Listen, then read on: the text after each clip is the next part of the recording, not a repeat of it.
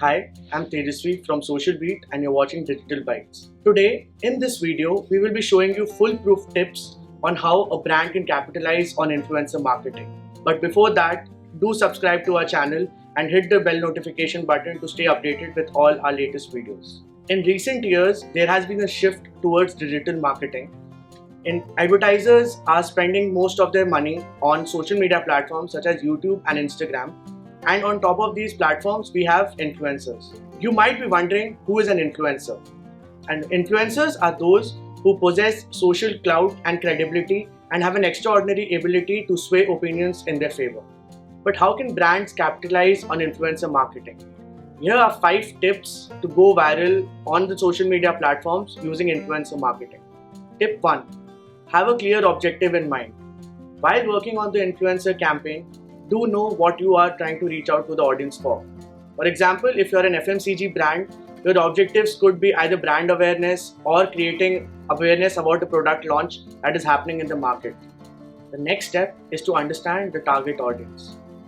Understanding the target audience is a key part of an influencer marketing campaign because it helps us to understand what kind of information are they consuming on the digital world and accordingly plan a communication strategy as well as the communication that is going out to them. Define your target audience. While working on the influencer marketing campaign, we need to understand our target audience really well. Majorly for 2 reasons. One is to understand what are they consuming on the digital platforms and where we can find them. Secondly, while shortlisting our influencers for a campaign, we can reach out to influencers who have the same kind of target audience as a brand is looking out for. Step 3. We need to understand what exactly are we expecting out of our influencers.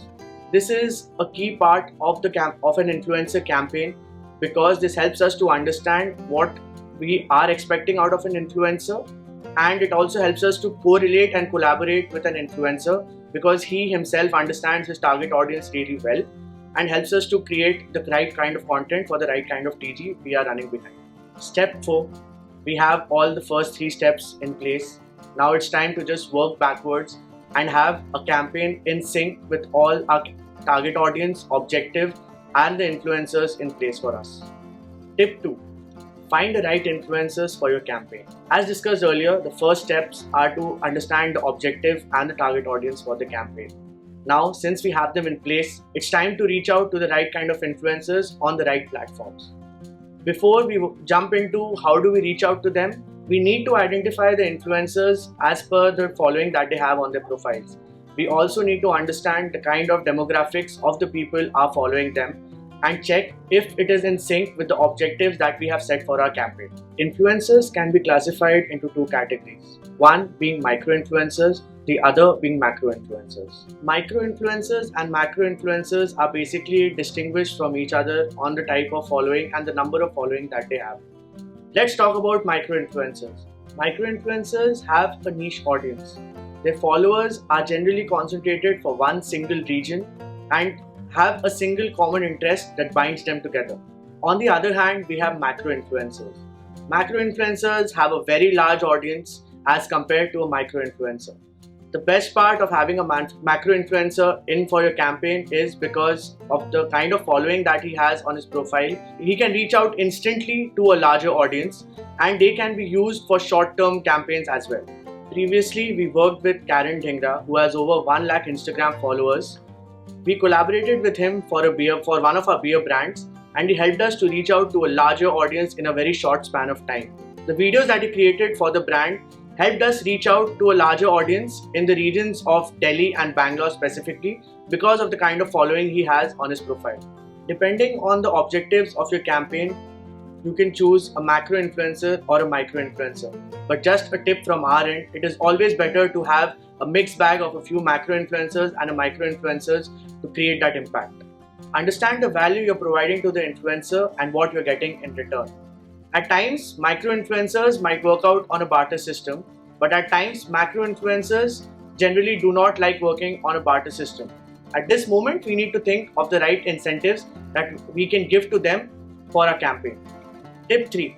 Identify the right platforms to reach out to your audience. For example, if you're an FMCG brand, Instagram and Facebook might be a good option to look at.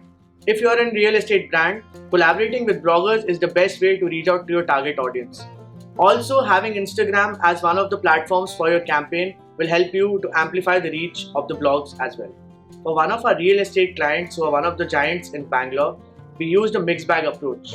We reached out to a few bloggers who blogged about the launch of the projects, and we promoted the same on Instagram, which helped us to amplify the reach. The most important tip is to choose the platforms that are in sync with the goals that we had set. Tip 4. Stop looking for quick wins and rather concentrate on a long-term relationship with the influencers. For example, for one of our FMCG brands, we had a long-term relationship with a few influencers. As the brand on a regular basis kept launching products, these influencers helped us with reviewing the product and also coming down for an influencer meet. The relationship that we built with these influencers actually helped us to create a lot better and authentic content for the social media platforms. Don't expect results overnight. Whenever we launch a campaign, we expect to see results overnight. But when it comes to influencer marketing, it doesn't work the same way. When a campaign is launched, it just reaches out to the right audience. But for to convert them, it requires time and also efforts. As discussed earlier, for one of our FMCG brands, we kept engaging with a number of influencers, which in the long run helped us to create a larger audience base for the brand. Tip 5. Measure the outcome. As we had set the objectives in the beginning, we need to keep measuring whatever we have achieved till date and check that if it is in sync with the objectives that were set. But if our objective was to create SEO backlinks or get reviews for our product, the following matrices should be measured. Number 1, viewership.